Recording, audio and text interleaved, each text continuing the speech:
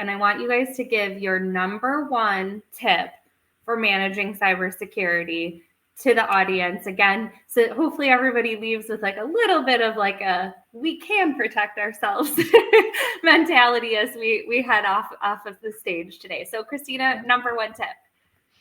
I actually going to cheat a little bit, sorry, but I'll say a couple. So number one would be identify your critical business assets, right? Understand it's just like if you were filing a claim on your house because you had something happen to your house, right? They're going to ask you what's your assets. So computers, products, data, like identify those things. And then 2, I would make sure you have a good managed detection and response. And then 3, MFA everywhere, especially on those Rockwell automation and other control system screens or systems. Ooh, you got a lot into that 1 minute response. So I'm impressed and I'm okay with the cheating. All right, Kieran, your turn. You're up.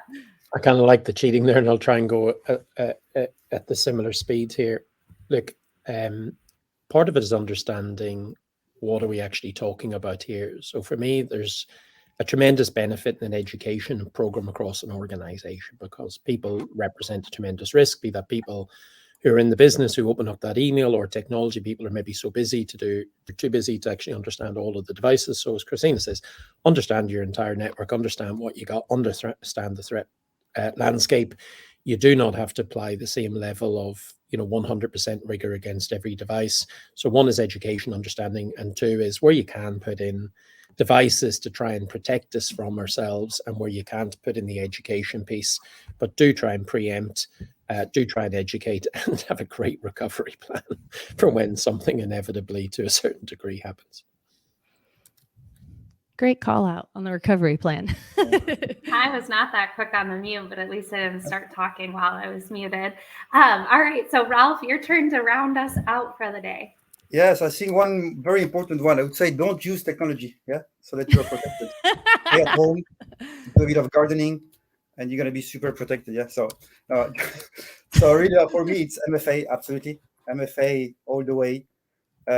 Clearly, it can drastically reduce the volume of attack. Actually, even the US National Security Cyber Chief say that if you do MFA across the board, you can prevent between 80 to 90% of cyber attack. Big number, but I'm going to believe what he's saying, but also another one really is around keep your software up to date. IT hygiene.